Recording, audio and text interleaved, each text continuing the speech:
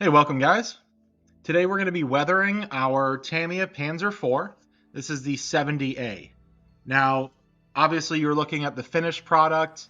If you watched my video from about a week ago, we have painted up the figure already. He's ready to go. We just need to glue him in, which you will see in this video, which will also contain how we get to this finished product. So what we're going to do first, as is tradition, is we're going to start with a wash, a pin wash really. Now, you'll see I'm going to use a black wash here. You could use a multitude of washes because you have the different colors going on. I think this is just the easiest to cover all bases. I'm already about to use a lot of washes in different places. I'm not going to change it up per color. Black gets the job done and covers the bases on really everything. The three different colors that we have going on here. So using Ambo by Miggs wash, they make an excellent product. There's a lot of other good washes out there in the market, and you could make your own. It's just a really diluted enamel product. I just like Ambo by Miggs because they don't smell. I'm working indoors, and I don't really have, a window open. It's winter time, so I don't want to get high off my modeling products, not yet at least. So we're just going to, with a really fine brush, highlight all the recessed, raised lines, panels, everything that really stands out that's not flat in this vehicle. And while I'm doing that, you can see in a lot of different areas on this model, that texture that was on the plastic is still showing through, and it shows through really, really well, even after all of the paint and weathering, which is awesome. So kudos to Tamiya for giving us really what I think is the perfect amount of texture.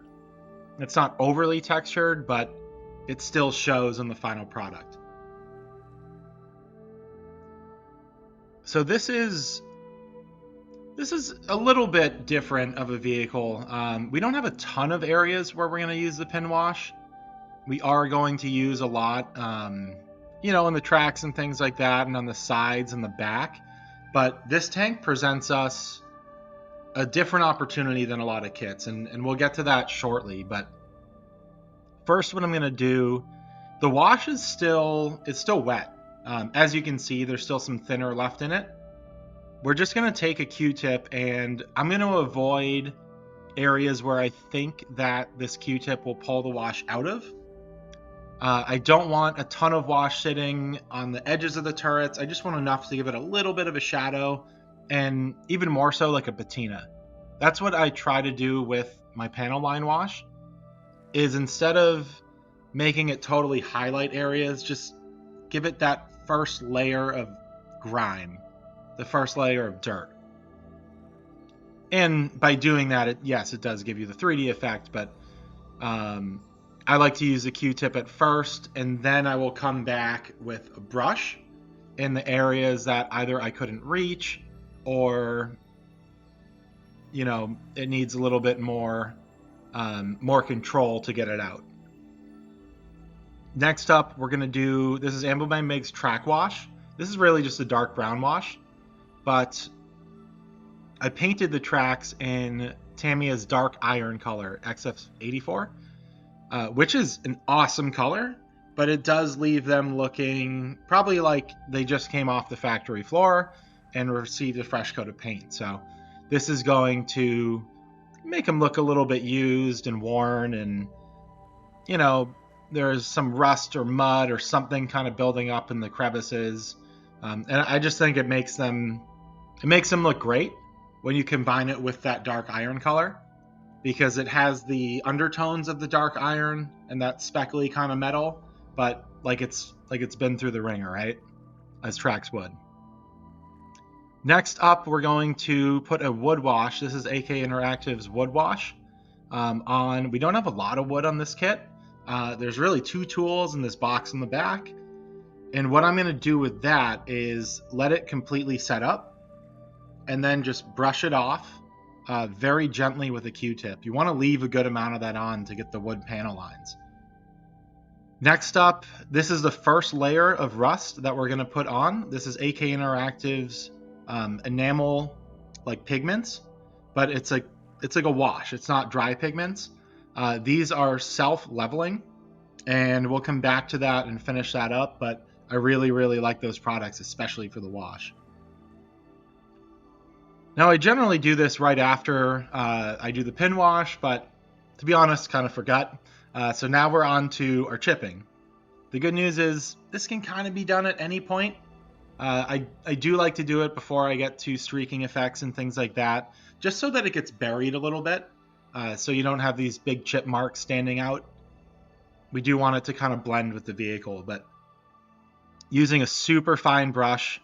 If you've watched any of my other videos, I do not do sponge chipping, frankly, because I lack control with it. I think this is, yes, a longer way. It takes longer to do it, but I find I have more control and it's easier to pull the brush back and say, okay, I'm going to go to a different area now. So we're just going to go all around the vehicle in any areas that, you know, are raised edges or on the front of the tank here that we think are going to get chips, where, you know, metal might be wrapped around them or they might get brushed on things. We're just going to chip this up and try to bring a little bit of interest, but trying not to go overboard with the chipping.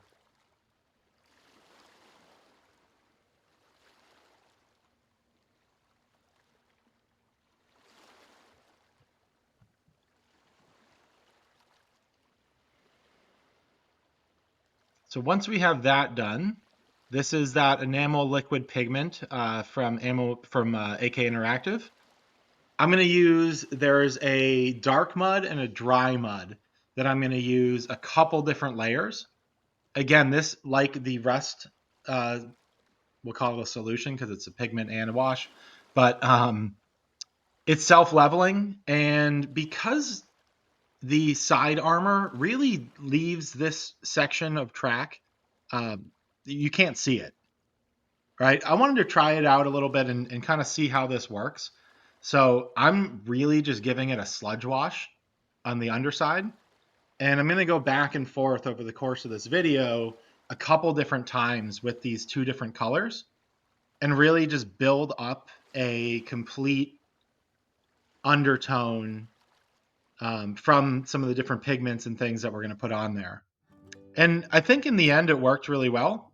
I think after one or two coats, I wasn't overly happy with it. But like I said, I was experimenting a little bit because this is a canvas that we won't see afterwards. So I was able to do whatever I wanted with it.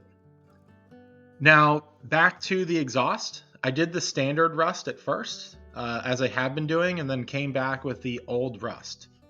Again, this is that pigment wash. And it's really, really easy. You paint it on and you come back in a couple hours and it is set and it looks great. Next up, we're going to do a streaking wash. Now, or streaking grime. This is as easy as painting it in downward streaks. Try to keep it somewhat random, although it doesn't fully matter. This is an awesome kit for streaking grime because it's so big and the sides are so flat. There's such good areas to do this, especially with the rust and the grime and the rain marks, and we're about to do it all. So I was really, really happy with that kit, or with this kit, for that reason. These side armor rails, whatever they would be called, do make it a little bit difficult, but it's okay. We can still get under it and make sure that, you know, those streaks kind of come down there. So I didn't let this dry all that long before, as I am now, I'm brushing it with a enamel thinner and kind of bring the streaks down, simply because I knew I was going to do this again. So this was just layer number one. My second layer, I'm using Ammo by Meg's rain mark effects. Now, if you've watched my other videos, I am not a fan of any dust products. I feel like they're way too strong, and I think that this product is perfect. It also does look like rain marks, but it really leaves a good dust tone that's not going to overpower anything, and it's not going to leave some big white blob on the side of your tank. So just like the streak and grime, we're just putting our brush in some thinner, blotting on the paper towel, and then just bringing that wash down. It works so easily and so well. My only advice here is to brush it and come back. Don't brush it all in one go. I'd like to do 2 or 3 goes, just to see like where it is. And as that thinner starts to dry, you'll see where that pigment's showing really strong, and maybe you want to dull it down a little bit. So just be patient with it. And think about, I tried to leave it a little bit strong here because I knew I was going to do another layer of streak and grime, and I wanted those colors to blend again. So as we let that dry, again, just going in with that, this is that dry mud from AK Interactive. Same stuff we put on the bottom, and I'm just going to put this all along the tracks. This is going to leave a really, really nice layer of like caked on mud in the deep recesses.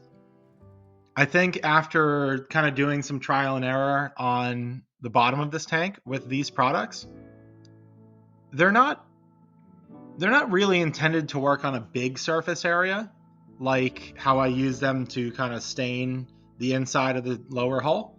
Although it did work, where they really excel and shine is an area like the tracks. That's where they self-level and just, they work perfect. So now, always remember, take a deep breath when you're weathering. Do a little full rotation. This is when I realized I needed more streak and grime, or I wanted more streak and grime.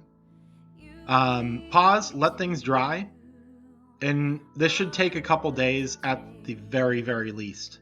I think it took me about a week to do this.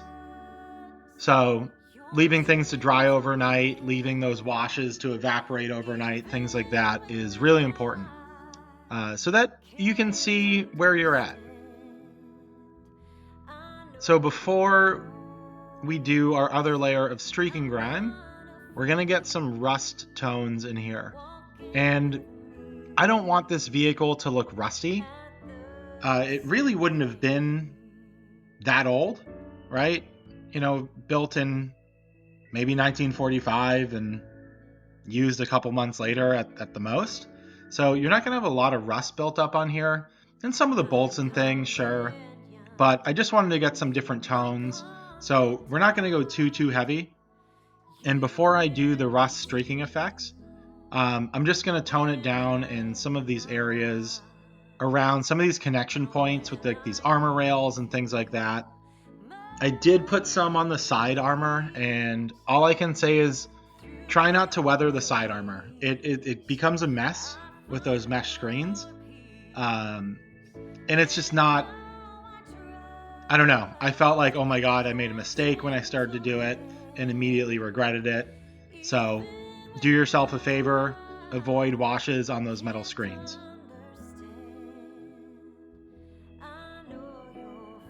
But again, we're just going to leave a little bit of rust tone up here. Not so much to look like rust. I want it more so to just, again, look like another layer of dirt. You've probably heard me say before in a lot of these videos that a lot of these products are the same, even though they're labeled as rust and this one's dark red mud, and you know, it's the same color, it's the same effect.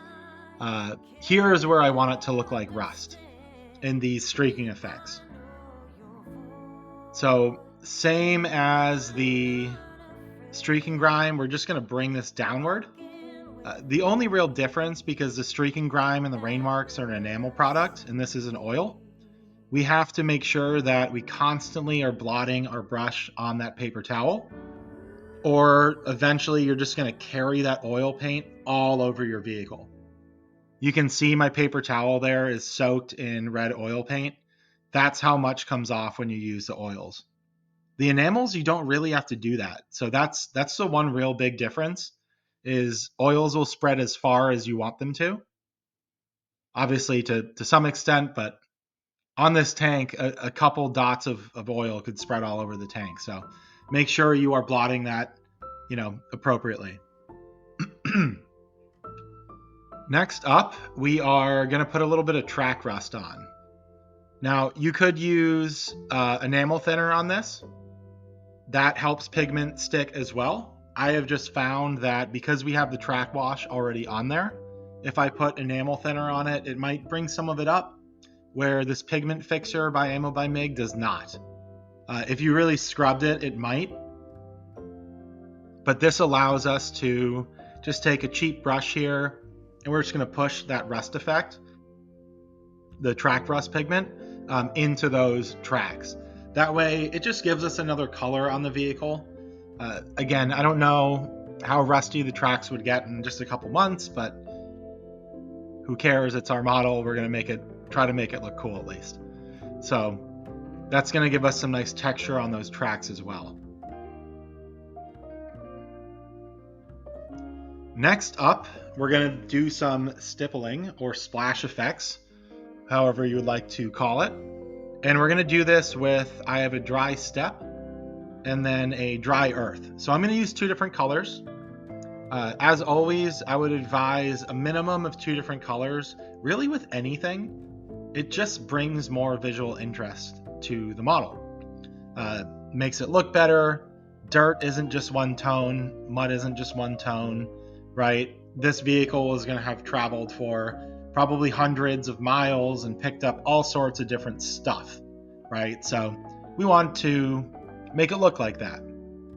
So we have our dark mud and our dry mud from AK. We have the dry step, the dry earth, and then we're going to come in with some pigments later. And what that is going to do is just give us 5 or 6, I think it's 6 total, different colors of dirt and just build up on those tracks. Now, you want to be really careful with this technique. You don't want a lot on the brush, and you want to watch the buildup on the toothpick. You want the splashes to be really small and in scale. And sure, there you go. There's a time I put some pretty big splashes there. It's okay, not the end of the world. Just try to keep the majority of them small and keep it controlled. And as you can see, I built a little box. I took the model box and did some backing and everything because this makes a mess. And I don't know that I'll be filming me doing this in the future, at least not on my nice camera, because even though I'm brushing it in a downward fashion, it still managed to get on my camera and I had to clean it. So just know going into this that this is a messy step. I tried this once years ago before I started doing it, like a year or 2 ago, and my model station had my computer on it. I got stuff all over my computer, all these little dots, and I said, I'm never doing that again. I was using the airbrush to do it. This, I think, has a little bit more control, but just know going into it that this isn't the cleanest method. But it looks really, really good, and it looks really like it's just realistic. It's like the best way to get splashes and mud and everything that would be coming off the tracks onto your model. So we got to do what we got to do, right? And as you can see, we're just going slow and we're building that up in a bunch of different areas. And if you have good control, there are a couple dots that get a little high up on the tank, but if you're using a really thin product, they're really small dots and they just blend in perfectly. And it doesn't look like, hey, it splashed all the way to the top of the tank. It just looks like a little spot of dirt. So you don't have to do too much cleanup. Where we are going to do some cleanup is on the road wheels. So I let this product dry for a couple hours and then just took a little bit of thinner on this brush. And I'm not trying to totally clean the wheels. I'm just trying to brush the big deposits off and make the wheels now look dusty rather than like they have splashes of mud on them. Next up, we are going to get into some pigments. So this is I bought a cheap pack of brushes. I think it was from Andy's hobby headquarters. Basically, you get like 3 or 4 different kinds of brushes, and this, I think this is the sniper brush, is what they call it, is included. Now, I've tried a lot of different methods for applying pigments. I have to say this is by far the easiest and most controlled. And we'll leave most controlled in quotation marks because it's still a pigment. It still kind of gets everywhere and falls off and makes a little bit of a mess, but a lot less than a brush. And you won't damage your nice brushes this way. So it was a couple bucks for the pack. I would highly suggest it. You can see, like, I've seen them at Michael's, and I don't have a Hobby Lobby, but I can imagine they have them there as well. So they should be readily available, at least in the US. So we're just going to spread. I'm using 2 different colors of pigments, and we're getting them on the tracks and kind of these areas that mud and dirt would build up and kind of fall everywhere and collect in. And then what I'm going to do, I'm going to put a little bit on the tools, but I'm just going to take it and I'm going to tap it in random areas, kind of all over the vehicle. I'm only going to do a little bit on the top of the tank. I don't usually put it up there, but sometimes then I feel like the top of the tank looks too clean.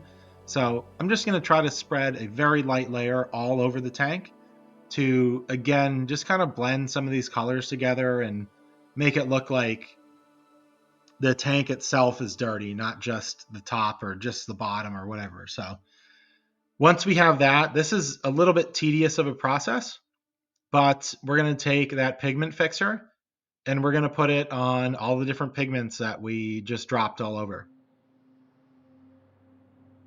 That will make some of the pigment run. Not all of it, but if you're really, really gentle with it, you can leave most of that pigment in place and have a really nice finished product after. I would advise touching the pigment as little as possible, or you're going to get some brush marks in the color of pigment, which you'll need to clean up later. They don't look all that great. It's kind of the one downside of this product. But once we have that product on, a really good way to mask or to kind of fix those mistakes is put a little bit of pigment on, put the pigment fixer on, and then when the pigment fixer is wet, kind of drop a little bit of pigment on top of it and it'll blend it all together. Now we're taking, this is Tamiya's Master Weathering Set. It's hard to film this and hold it at the same time, but we are just going to put a little bit of soot color on the end of the barrel of this tank. I've heard that German tanks use a kind of shell that didn't do this, but the turret gets a little boring in my eyes and I think it looks great. So there you have it. If you've made it this far, I commend you, and I would please ask you to like and subscribe if you haven't already. We have put our figure in, and I lied. We are not fully done yet. We are going to do a quick little touch-up with our paint marker on the raised parts of this track. So the parts that would touch the road and would get, worn and there wouldn't be mud on them. Again, it's not a big thing. You don't notice it that much, but it just brings a little bit of more interest to kind of an area that gets washed out really easy. As you can see with the side armor, I did a little bit of splashing effect on the inside and outside.